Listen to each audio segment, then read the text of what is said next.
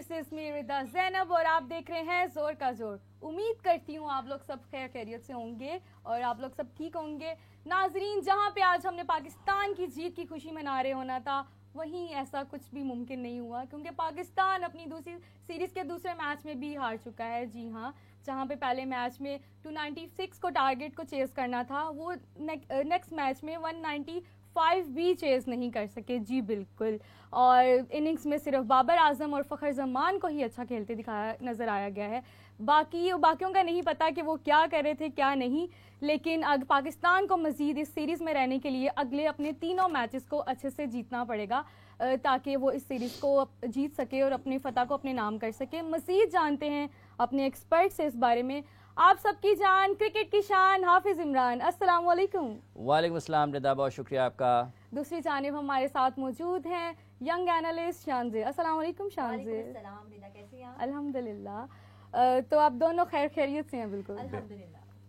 हाफिज साहिब, क्या देखते हैं जिस तरह बाबर आजम और फ़खर जमान ने अपनी इतनी अच्छी अच्छा खेला है, तो इस तरह हमारे जो यंग प्लेयर्स हैं इन्होंने अपना क्या किरदार अदा किया है? अभी तो मैं आपको और शानजे को देख रहा हूँ और इधर जो हमारे लोग खड़े हैं उनको देख रहा हूँ। बाकी जिस तरह से आप मैच की बात करते हैं, देखिए एक और पाकिस्तान के लिए शिकस्त हुई है और ये कोई इतना अच्छा नहीं है क्योंकि ये वो वाला फॉर्मेट है जिसमें पाकिस्तान की टीम समझा जाता है कि बहुत बेहतर है और ये कहा भी जाता था इससे पहले। लेकिन इस सीरीज़ के आगाज़ के दोनों मैचेस, जो पहला और दूसरा मैच पाकिस्तान ने खेला है, उसमें बुनियादी तौर पर देखें हार और जीत होती है। इसमें आपको बहुत ज़्यादा बाज़ औक़ात आप हारते भी हैं, आपको कामयाबी भी मिलती है, लेकिन हार की अगर आप पीछे देखें कि इसकी वजह क्या है और अगर आपको उसमें कुछ ख़राब चीज़ें नज़र आएँ तो वो ज़्यादा तशवीशनाक होती हैं। पाकिस्तान के लिए इन दोनों मैचेस में हार तशवीशनाक है, परेशान कुन से ज़्यादा तशवीशनाक है। उसकी वजह यह है कि एक तो हम हिकमत अमली के एतबार से बहुत पीछे नज़र आ रहे हैं, उसके साथ साथ हम वर्ल्ड कप के मेरा ख्याल 9 में से 5 मैचेस में ऑल आउट हुए। फिर हम यहाँ पर भी दोनों T20 मैचेस में भी 50 ओवर्स में भी हम 50 ओवर्स पूरे नहीं खेल पाए हैं। T20 मैचेस में भी हम दोनों T20 मैचेस में अपने ओवर पूरे नहीं खेल पाए। ये एक बड़ी परेशान कुन चीज़ है। उसके साथ साथ आपकी जो फास्ट बॉलिंग है पाकिस्तान की, जिसके बारे में हमेशा से ये बात होती रही है और इस फॉर्मेट में तो बिलखुसूस होती थी माजी करीब में भी कि पाकिस्तान T20 का बहुत अच्छा बॉलिंग अटैक है पाकिस्तान के पास। लेकिन इन दोनों मैचेस में भी पाकिस्तान को एक मैच में 200 से ज़्यादा रन हुए, लगभग 225 के करीब, और दूसरे मैच में भी पाकिस्तान को 200 रन हुए हैं लगभग। ठीक है, तो ये रोज़ाना 200 होने का मतलब ये है कि आपकी बॉलिंग के खिलाफ आज़ादाना रन्स बन रहे हैं और आप में पाकिस्तान की बॉलिंग में उतनी काट और जान नहीं है कि वो रोक सके। पाकिस्तान को हुए हैं, न्यूजीलैंड को नहीं हुए। दोनों मैचेस में रन्स पाकिस्तान की बॉलिंग को हुए हैं, न्यूजीलैंड को नहीं हुए हैं। तो ये बड़ी एक पाकिस्तान के तशवीशनाक चीज़ है। फिर ये है कि आप दोनों मैचेस में टॉस जीतते हैं, टॉस जीत कर आप बैटिंग के लिए जाते हैं, बॉलिंग के लिए जाते हैं। एक ऐसी सूरत हाल में कि जब आप अपनी बैटिंग के साथ तजर्बात कर रहे हैं और आपने अपना एक सेट ओपनिंग पेयर जो है उसको छेड़ा है, फिर आपके ओपनिंग पेयर में जो आपने नए खिलाड़ी शामिल किए हैं, साइम अयूब वो हैं, फिर आपने मिडल ऑर्डर में आज़म खान को शामिल कर रखा है, वो भी नए हैं, वो भी इतनी ज़्यादा क्रिकेट नहीं खेले हैं इंटरनेशनल। ठीक है, और आपको ये इल्म नहीं है या आप इसके ऊपर यकीन नहीं रखते हैं कि बैटिंग आपकी स्ट्रेंथ है। अगर बैटिंग आपका मजबूत तरीन शोबा है तो आप चेस के लिए जा सकते हैं, क्योंकि आपको पता होगा कि अगर आपके पास 220, 25, 30 भी होते हैं, आप 190 के ऊपर भी टारगेट आपका ऊपर जाता है तो आप उसको चेस कर सकते हैं। लेकिन आपकी बैटिंग में तो उतनी गहराई है ही नहीं है, ना उतनी आपको स्टेबिलिटी नज़र आती है, ना उतनी आपको उसमें पोटेंशियल नज़र आता है कि जो तसलसल के साथ खेल अच्छा पेश करे और मैचेस जीते। तो आप टॉस जीत कर बॉलिंग के लिए चले जाते हैं, और जब आप बॉलिंग के लिए जाते हैं तो इसका मतलब ये है कि आपने रन से रोकना है, रन से भी नहीं रोक पाते आप। तो एक ऐसी ये ऐसी कारकर्दगी नहीं है कि जिसको आप ये कहें कि ये सिर्फ किसी ने एक गलती कर दी और उसकी वजह से ये आपकी एबिलिटी चैलेंज हो रही है। आपकी सलाहियत के ऊपर सवालात उठ रहे हैं, आपकी फैसला साजी के ऊपर सवालात उठ रहे हैं, आपके खिलाड़ियों की इनफरादी कारकर्दगी के ऊपर, उनकी गेम अवेयरनेस के ऊपर, ठीक है जी, मैच को अप्रोच कैसे करना है, कैसे लंबा लेकर जाना है, उसके ऊपर सवालात उठ रहे हैं। ये कोई दलील नहीं है कि हमने मौका पैदा किया, हमें मौका मिला और हम उससे हासिल नहीं कर सके, क्योंकि पाकिस्तान ये नाकामी की दलील होती है और ये उज़्र गुनाह बदतर अज़ गुनाह के मुतरादिफ है। क्योंकि पाकिस्तान की हॉकी को अगर आप देखें ना, 2000 के शुरू में, 2000 की दहाई की शुरू जब हो रही थी तो उस वक्त एक अक्सर सुनने को ये मिलता था कि पाकिस्तान के खिलाड़ियों ने मौके बनाए गोल करने के, लेकिन गोल कर नहीं पाए, गोल करने में नाकाम रहे, फिनिश नहीं कर पाए। तो ये वो एक पहला मरहला था, पहली उसकी आप सीढ़ी कह लें कि आप उस कदम पर चले थे कि जब आपने अपनी नाकामी के जवाब ढूंढना शुरू कर दिए। ये कोई दलील नहीं है कि आपने मौके पैदा किए और आपने गोल नहीं किया, ये कोई दलील नहीं है कि आपने मौके पैदा किए और आपने उससे कामयाबी हासिल नहीं की। ये किसने करना है? इसका मतलब यह है कि मौके पैदा करना कोई नहीं है, आपने उसको फिनिश क्या किया है, ये सवाल होगा। अगर पाकिस्तान की हॉकी टीम आज से 23 साल पहले मौके पैदा करती, गोल करती और टूर्नामेंट जीत रही होती, तो यकीनी तौर पर आज पाकिस्तान की हॉकी की वो हाल ना होता जो कि आज है। इसी तरीके से आज जब हम 2024 के आगाज में बात कर रहे हैं पाकिस्तान की क्रिकेट टीम की, तो आपको ये तसलसल के साथ सुनने को मिलेगा कि हमने मौके पैदा किए, हम मैच में वापस आए, लेकिन हम उससे फायदा नहीं उठा पाए। तो फायदा मैंने और आपने तो नहीं उठाना, वो जो है उन्होंने उठाना है। दूसरे लोग आपको, अगर आप मौके पैदा करते हैं तो वो बाउंस बैक करते हैं, आपको पीछे धकेलते हैं और मैच जीत कर चले जाते हैं। सो आपने ये भी पाकिस्तान की जो सलाहियत है खिलाड़ियों की, इसके ऊपर भी सवालिया निशान लग रहा है कि ना आप फैसले ठीक कर पा रहे हैं, ना आप मैच जब आपके हाथ में आता है आप उसको काबू रखते हैं और उसको फिनिश करने की तरफ जाते हैं। जैसा कि कल भी था जब बाबर और फखर खेल रहे थे, तो मैच एक टाइम पे आपके हाथ में था, रिक्वायर्ड रेट नीचे आ गया हुआ था और जो आपका करंट रन रेट था उस वक्त जो आप खेल रहे थे वो आप रिक्वायर्ड रेट से आगे जाकर खेल रहे थे।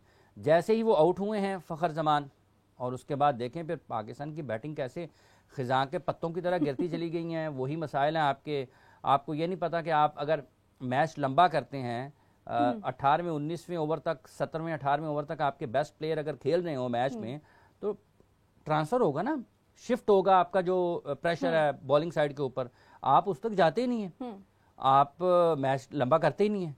आपको पता नहीं क्या। और अगर ये खेल रहे होते, अगर फखर और बाबर खेल रहे होते तो मैच 18वें ओवर में खत्म हो सकता था।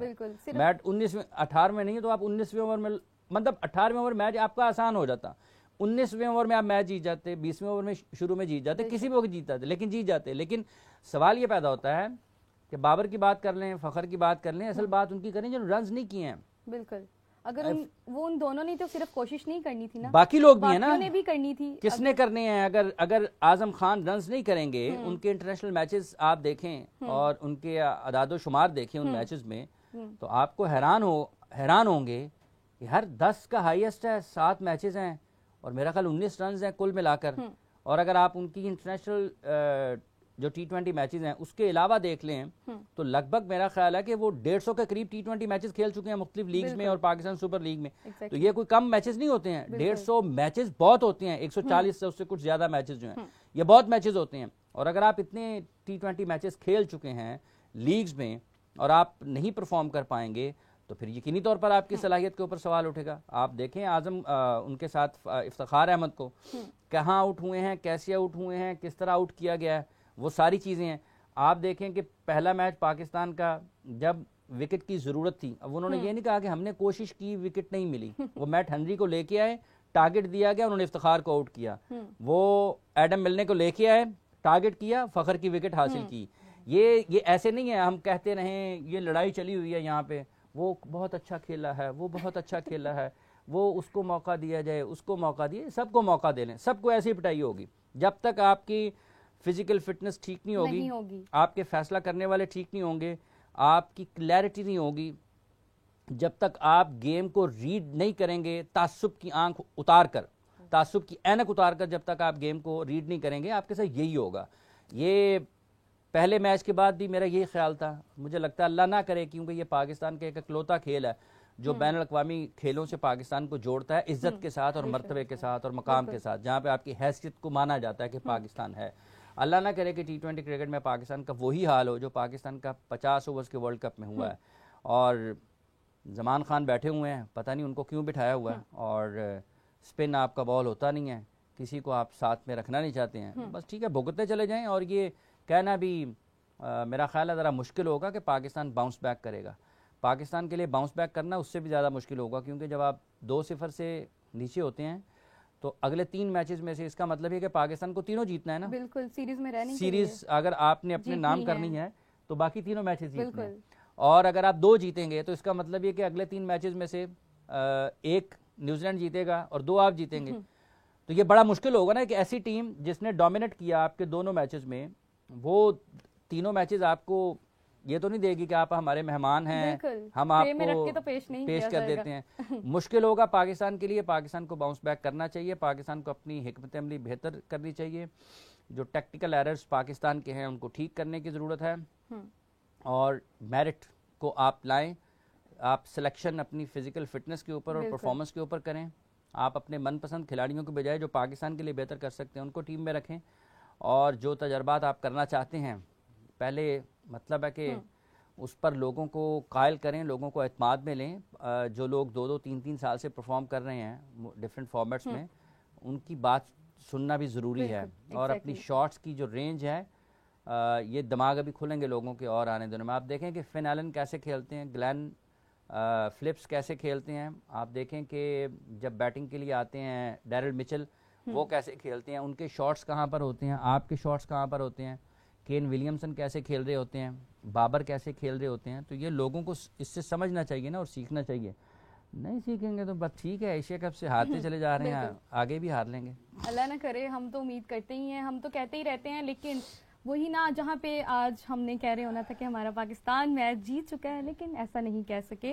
पहले दोनों मैचेस में प्लेइंग 11 सेम थे, क्या इनको थर्ड मैच के लिए प्लेइंग 11 में तब्दीलियां करनी चाहिए? देखिए, मुख्तलिफ चीज़ें हैं जिनके ऊपर आप गौर कर सकते हैं, मुख्तलिफ चीज़ें हैं जिनके ऊपर आप काम कर सकते हैं। अब चूंकि आपने नए खिलाड़ियों को एक मरतबा से फिर कम बैक किया है, तो अब आपको ये देखना है कि आप में ये हिम्मत है, ये हौसला है कि आप नाकामियों को बर्दाश्त कर सकें और नाकामियों का दबाव कबूल कर सकें, और नाकामियों को सामने रखते हुए अपनी प्लेइंग 11 का या जो आप तजर्बात करना चाहते थे उसके ऊपर आगे बढ़ सकें। अब ये भी बड़ा नामुनासिब होगा कि आप 1 या 2 मैचेस के बाद ही किसी को उसकी नाकामी को बुनियाद बनाकर उसको निकाल दें। मतलब आप उसको फिर दोबारा उसी तरीके से सिलेक्ट करने का एक रास्ता दे रहे हैं, उसके लिए खोल रहे हैं। अब आपने जिनको मौका दिया है उन्हें एक अच्छा सा मौका ज़रूर दें। अच्छे से मौके से मुराद ये थोड़ा सा उनको लंबा मौका दें, ताकि आपको भी एहसास हो सके कि आपकी सिलेक्शन की पॉलिसी क्या थी और आपकी सोच क्या थी, और उनको भी एहसास हो जो मुंतखब हुए हैं कि वो कहाँ पर हैं। इस इंटरनेशनल क्रिकेट में जब आप खेल रहे हैं तो आप क्या New Zealand, Australia, India, south Africa का मुकाबला कर सकते हैं उनके मैदानों पर? अगर आप नहीं कर सकते हैं तो आपको किन चीज़ों की ज़रूरत है, तो फिर उस पर काम करें और फिर वापस लेकर आएँ। इफ्तिखार साहब की शॉर्ट पिच बॉलिंग के ऊपर अगर मसाइल हैं तो किसने हल करने हैं? मैंने तो नहीं करने, टीम मैनेजमेंट कहाँ सोई हुई थी? कुछ आपको टारगेटेड ट्रेनिंग करनी चाहिए ना, रिक्वायर्ड ट्रेनिंग जो है आपको उस हालात के मुताबिक उसको करने की ज़रूरत है। नहीं करेंगे तो ठीक है, फिर पिटाई तो होती रहेगी। फ़खर जमान ने ये भी जहन में रखें, उसने रोज़ाना 25 गेंदों पर 50 नहीं करने, उसने रोज़ाना नहीं, साथ ही उसके इतना साथ नहीं बाबर कर सकता है ना। बाबर और वो दोनों का फर्क है। बाबर की जो खेलने का अंदाज है, देखिए वो स्टेबिलिटी वाले प्लेयर्स हैं, वो आपको हर दूसरे मैच में रन्स करके देंगे, लेकिन उनके इर्द गिर्द जिन लोगों ने रन्स करने हैं ना, उसमें हर मैच में किसी ना किसी को रन्स करने हैं। अब 2 मैचेस अब देखें ना, एक आपके ओपनिंग पेयर ने रन्स किए, उनमें से किसी एक ने नहीं किए। आपके मिडल ऑर्डर 1 डाउन आए, उसने थोड़ा सा इस्तेकाम दिया। इस मोमेंटम को आगे जिसने लेके जाना है, चौथे, 5वें या 5वें छठे वाले ने, क्या उसने अपना किरदार अदा नहीं करना? तो ये मिसिंग लिंक है ना 5वां छठा या 5वां छठे नंबर का जो बैटिंग ऑर्डर है। अगर ये दोनों सपोर्ट नहीं करेंगे, ऊपर वाला 1 और 2 जो 1 डाउन को सपोर्ट नहीं कर, 1 डाउन ऊपर वालों को सपोर्ट नहीं करेगा, तीसरा चौथा जो है वो आगे वालों को 5वें छठे को सपोर्ट नहीं करेगा, तो आप मैचेस नहीं जीत सकते। या तो ये है ना कि ऊपर वाले दोनों ही मैच सीधा कर दें, या 1 डाउन जो 2 डाउन आया वो मैच आपका बिल्कुल खत्म कर दें। अगर वो भी नहीं है, अगर इन दिनों ने अपना अपना हिस्सा डाला है मैच में टारगेट को चेस करने में, तो 5 और 6 ने भी तो करना है ना। अगर वही रन्स निकले होते इफ्तिखार और आजम की तरफ से, पाकिस्तान दोनों मैचेस जीत गया होता। नहीं जीत पाए, इसकी ये वजह नहीं है, इसकी ये वजह है कि आप उनसे बेहतर नहीं है, वो आपसे बेहतर है। कभी भी ऐसा नहीं होता कि जो खिलाड़ी बेहतर हो सलाहियत में, जो काबिलियत में बेहतर हो, जो अहल हो दूसरे लोगों से, वो मुसलसल नाकाम हो, ऐसा होता नहीं है। ये एबिलिटी चैलेंज हुई है, वर्ल्ड कप में भी पाकिस्तान की एबिलिटी चैलेंज हुई थी, यहाँ भी पाकिस्तान की एबिलिटी चैलेंज हुई है, और इसमें कुछ हिस्सा फैसला करने वालों का है और बहुत सारा हिस्सा खिलाड़ियों का अपना भी है। मतलब वो मुनीर न्याजी मरहूम साहब शेर है ना कि अल्लाह ताला उनके दर्जात बुलंद करें। कुछ उंज भी नामा औखियां सन, कुछ गल विच गम द तौक भी सी, कुछ शहर दे लोग भी जालिम सन ते को खिलाड़ियों ਨੂੰ मरन ਦਾ शौक भी सी। तो ये खुद भी हैं, जब आप सेहतमंद होंगे ना, एथलीट नहीं लगेंगे, आपने कुश्ती नहीं करनी, आपने क्रिकेट खेलनी है। अब तो अब पहलवान भी आपको जो है ना, वो अगर आप उनको देखें तो वो भी सेहत में आपको नज़र आते हैं। एक डेविड वार्नर का एक वीडियो आपने देखा है, वो बाबर आजम को चेक कर रहे थे, वो वेट शिट किया कर भाई। कमिंग टू यू शान से, कोई कमेंट्स वगैरह हमारे लिए आए हैं, कोई हमारे शो के लिए, कोई related to Pakistani cricket team, कोई तारीफ़ें, कोई बात, कुछ भी समथिंग? तारीफ़ें तो खैर कोई भी नहीं आई होंगी, पाकिस्तान की तारीफ़ें इसी लिहाज से हो रही हैं पाकिस्तान जो मैच जीत पा रहा। शान से आप क्या कहती हैं इस बारे में कि पाकिस्तान की ऐसी क्या चीज़ की कमी रह गई है? हम मुसलसल अपना पहला मैच भी हारे, दूसरा भी हार गए, अल्लाह ना करे तीसरा हारे, लेकिन क्या क्या तब्दीलियाँ लानी चाहिए? तब्दीलियाँ तो आने की ज़रूरत भी है, लेकिन सबसे पहले मैं कहूँगी यंग कैप्टन है शहीनशाह अफरीदी, तो उनके बारे में कल बहुत मायूस भी थे और बहुत अकेलापन फील कर रहे थे मैच के बाद, क्योंकि जब आपको इस तरह की शिकस्त हो, आपका दूसरा मैच हो बतौर कप्तान, तो चीज़ें होती हैं। लेकिन उनके लिए मैं यही कहूँगी कि इतने हैं शहसवार ही मैदान जंग में, बेशक। तो इसीलिए अभी हिम्मत करें, हौसला करें, आपने आगे वर्ल्ड कप के लिए जाना है, T20 वर्ल्ड कप के लिए। लेकिन वही बात है, जब फैसले पीछे से होंगे, कप्तान खुद फैसले नहीं करेगा, तो यही नतीजे जाएंगे। और प्लेइंग 11 जो है, अगर आपने मेरिट पे नहीं करना, अगर कोई किसी का बेटा है, किसी प्लेयर का, आप खुद देखना चाहते कैसे प्लेयर्स है जिनकी बारे में बात की जा रही फिटनेस नहीं है, और आप किसी भी रैंडम बंदे को उठा लें, रैंडम प्लेयर को उठा लें, वो टीम में जगह नहीं बना पाएगा अगर वो इस फिजिक के साथ आते हैं।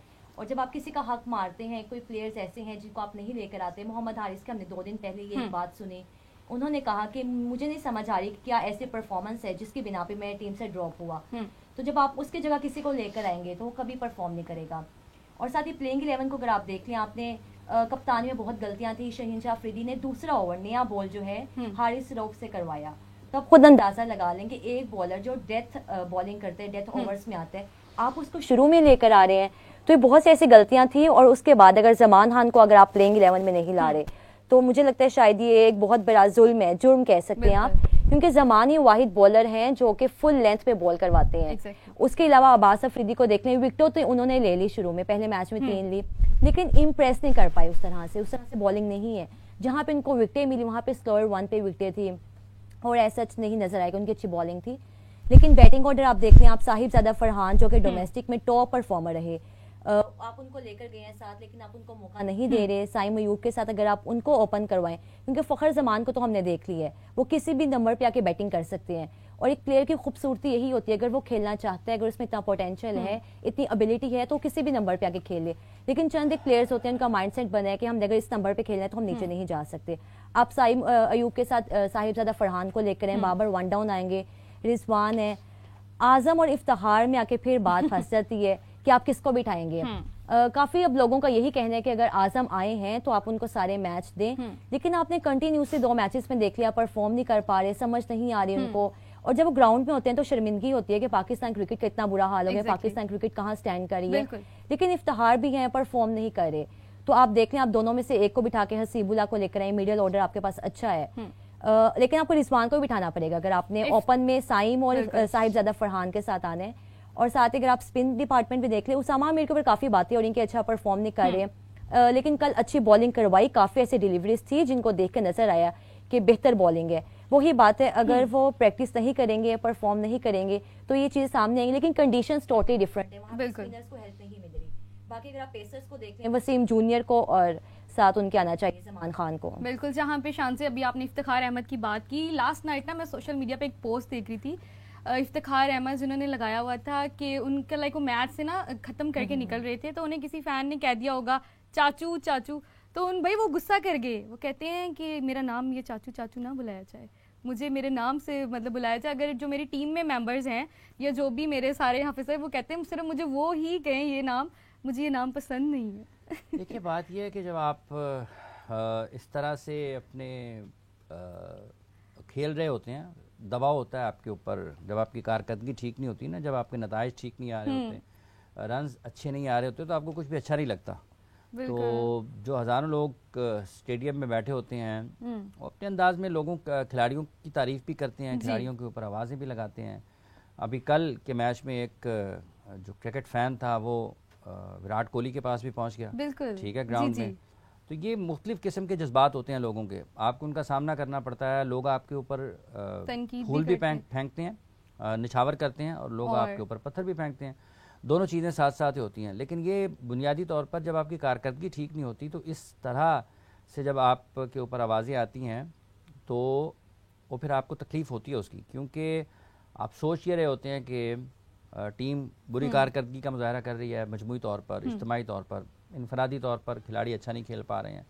तो ये सारी चीज़ें कहीं ना कहीं खिलाड़ियों के मिजाज के ऊपर असरअंदाज होती हैं। अमूमी तौर पर ऐसा नहीं है कि वो हर जगह रिएक्ट करते हों या रद्द अमल का देते हों। कभी इंसान अच्छे मूड में नहीं भी होता, कभी अच्छे में होता है, तब जैसे शाहिद अफरीदी को लाला कहा जाता है, इंसमामुल हक को इज्जी कहा जाता है। ये मतलब फैन से ही हम देखिए, खिलाड़ियों को भी ये जो शायकीन है ना, उनको भी ये सोचना इस हवाले से ज़रूर चाहिए। उसकी वजह ये है, देखें, अगर मेरे कोई आपके किसी भी शख्स के कोई बहुत करीबी लोग हों और उन्होंने उनका उसको एक ख़ास नाम से पुकारते हों तो वो हर किसी को इजाज़त नहीं देते हैं। अब जैसे मरहूम अब्दुल कादिर साहब थे, ठीक है, उनको जो उनके क्रिकेटर्स जो उनके दोस्त थे, करीबी दोस्त, वो भी हर कोई नहीं जो उनके साथ खेले, जो उनके करीबी दोस्त थे, वो उनको बाऊजी कह के बुलाते थे, ठीक है।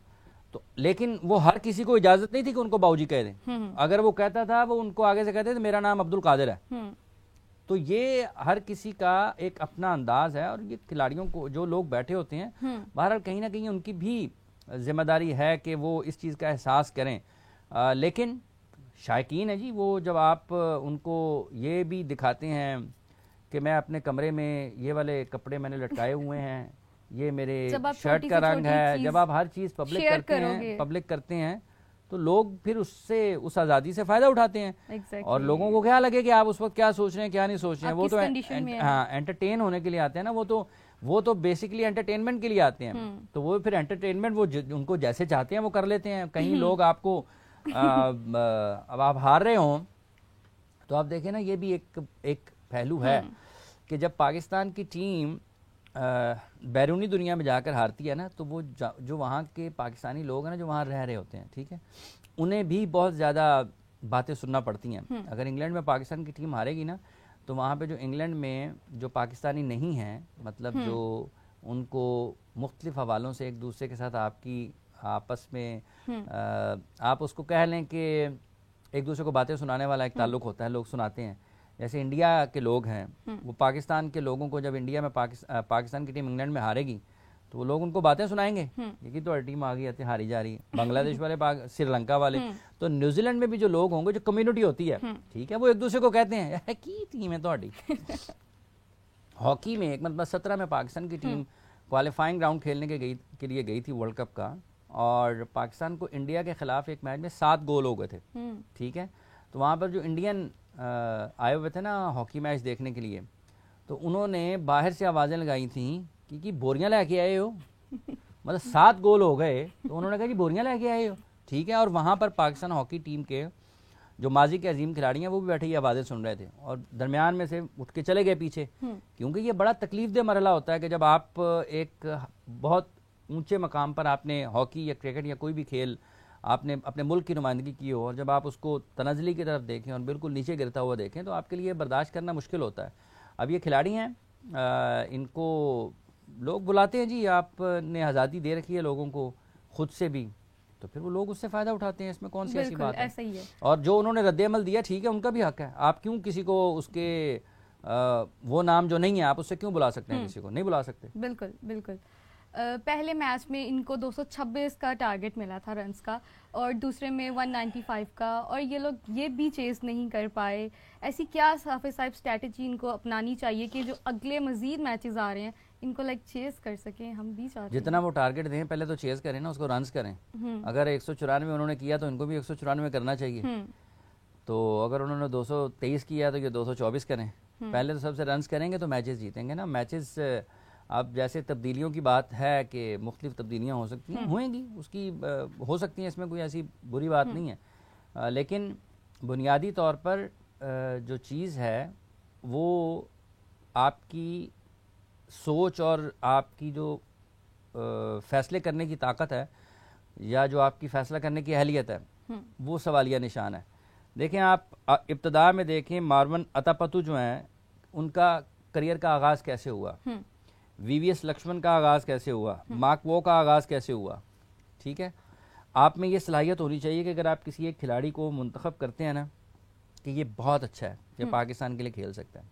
और अगर वो इब्तिदा में कामयाब नहीं होता, उसके साथ खड़े हो, उसको मौका दें कि वो स्टैब्लिश हो, ठीक है। अगर आप किसी की 2 नाकाम मैचेस का बोझ नहीं उठा सकते ना, तो फिर आपको कोई हक नहीं है कि आप टीम के कोच हों, आपको कोई हक नहीं है कि आप उस टीम के सिलेक्टर हों। आपने मुंतखब किया और आप क्रिकेटर हैं और आपको ये पता है कि 1-2 नाकामियाँ होती हैं, ठीक है। आजम खान के ऊपर नाकामी है, आप उसको लाना चाहते थे, आप ये समझते थे कि वो बहुत बासलाहियत हैं, आप उसके लिए एक प्रॉपर प्लान बनाते और उसको लेके आते। मोहम्मद हारिस की पाकिस्तान में बहुत ज़्यादा बात होती है, उनके उठा के मैचेस देखें कि जो उन्होंने 8, 9, 10 मैचेस खेले हैं पाकिस्तान के लिए, उनमें उनके कितने रन्स हैं, ठीक है। जब आप इस सतह पर आ जाएंगे ना कि आपको 10 मैचों में 100 रन्स भी अच्छे लगने लगें, फिर आप इसी किस्म के नताइज के हकदार हैं, यही आपको मिलना चाहिए, ठीक है। वो जब आप हज़ारों रन्स करके पाकिस्तान की टीम में आते थे ना, ये सीखने की जगह नहीं है पाकिस्तान की टीम, ये परफॉर्म करने की जगह है। आपको एक मरहलावार जो तरीका है ना, जिस तरह से दुनिया में क्रिकेट खेली जाती है, आपको वैसे खेलना चाहिए। आपको वो मरहलावार चीज़ें तय करके, वो मनाजिल तय करते हुए पाकिस्तान की टीम तक जाना चाहिए। इस टीम के उठा के देखे जितने भी खिलाड़ियों को मौके दिए गए हैं गुज़िश्ता 3-4 बरस में, उनके पीछे कितना तजुर्बा था, उन्होंने कितनी क्रिकेट खेली। आज मैंने एक जगह पर कोई अच्छी बारी ले ली है, कोई पाकिस्तान क्रिकेट बोर्ड का अहम ओहदेदार मुझे देख रहा है, वो कहेगा यार मुझे पसंद है, इसको ले जाएं पाकिस्तान की टीम में, ठीक है। तो फिर जब आप रन्स करने का एक तरीकाकार है, आउट करने का एक तरीकाकार है, जब आप उसमें रिपीट करते हुए अपनी चीज़ों को नहीं करते हैं, तो फिर आपके साथ यही होता है कि आप वैसे ही मतलब कभी कभार परफॉर्म करते हैं। जैसे साल बाद एक चांद लोग देखते हैं ना, रमज़ान का चांद आ गया जी, ईद का चांद आ गया, तो अब चांद वाली कारकर्दगी होती है। बिल्कुल। अब लास्ट में मुझे हाफिज साहब आप ये बताएं कि लाइक हमारा जो एक अपकमिंग मैच आ रहा है 17 जनवरी में, इनमें इनको लाइक पहले बैटिंग करनी चाहिए या जो बॉलिंग वाली रवायत है उसको कायम रखना चाहिए, कुछ ऐसा तब्दीली लाने के लिए? पाकिस्तान टीम पहला मैच हैमिल्टन में खेली, दूसरा पाकिस्तान की पहला ऑकलैंड में, दूसरा हैमिल्टन में खेली, और अब पाकिस्तान पहुंचा एक और जगह पर, तीसरी जगह पर चला गया ना जी। तो पाकिस्तान ने 3 मुख्तलिफ जगहों पर तीसरे मैच के लिए जाना है, ठीक है। तो ये तो पिच देखकर आप फैसला कर सकते हैं कि आपको वहाँ पर क्या नज़र आ रहा है और आप किस टेम्पली के साथ आगे जाना चाहते हैं। अब ये कहना कबल अज़ वक्त होगा कि टॉस जीतकर पहले बारी कर लें, टॉस जीतकर पहले बॉलिंग की तरफ चले जाएं, लेकिन पिच देखने के बाद और 2 मैचेस में अपनी कारकर्दगी को देखने के बाद और अपनी स्ट्रेंथ को देखने के बाद कि कहाँ पर आप कर सकते हैं, ये बात ठीक है कि अगर आपने अपनी बैटिंग को अंडर प्रेशर खुद किया एंड हर मैच में अगर आप 200 रन खाएंगे, हर मैच में आप 200 रन खाएंगे, तो आप 200 रन के दबाव में उतना ज़्यादा परफॉर्म नहीं कर पाते हैं, बैटिंग के लिए मुश्किल होता है। तो आप उनका प्रेशर निकाल सकते थे ना, आपके पास मौका था, टॉस जीतकर पहले बारी के लिए जाते हैं। पाकिस्तान की टीम अगर 180, 180, 190 खुद करती है पहले बैटिंग करते हुए, तो इस बॉलिंग से आप ज़रा डिफरेंट तवक्को कर सकते हैं कि ये उसको डिफेंड कर सकते हैं, 180-90 को डिफेंड कर सकते हैं। हो सकता है ना कर पाएं, लेकिन डिफेंड करने की सलाहियत रखते हैं। हो सकता है कि पाकिस्तान उसमें कामयाब हो जाए। अब देखना ये है कि जाते कैसे हैं और क्या तब्दीलियां करते हैं। अगर आप डिजिटल को देखते हैं, सोशल मीडिया को देखते हैं, तो हर बंदे की एक टीम है। पाकिस्तान की तो वैसे एक टीम जानी नहीं चाहिए, तो 300-400 टीमें पाकिस्तान की होनी चाहिए जो हर जगह पर खेलें। एग्जैक्टली बहुत शुक्रिया शान से, एंड बहुत शुक्रिया हाफिज साहिब आपका कीमती वक्त देने के लिए। जिस तरह हाफिज साहब ने अपना तज्जिया बताया कि अपनी फिटनेस पे हमें अपना करना चाहिए, देखना चाहिए। सिर्फ हमारे 2 प्लेयर्स का काम नहीं है कि पूरी टीम को लेके चलाएं, सबका मतलब उतनी ही इन्वॉल्वमेंट बनती है जितनी सबको ही उतना अपना किरदार अदा करना चाहिए, तभी हम जीत के करीब हो सकेंगे। और हम हमेशा ही आपसे उम्मीद लगाते हैं, आप जीतेंगे तो हमें आपसे प्यार है, और हम बिल्कुल उम्मीद भी रखते हैं कि इंशाल्लाह पाकिस्तान अगला मैच जीतेगा। इसी के साथ नाजरीन आज के प्रोग्राम का वक्त हुआ जाता है ख़त्म। मुझे दीजिए इजाज़त, अल्लाह निगहबान।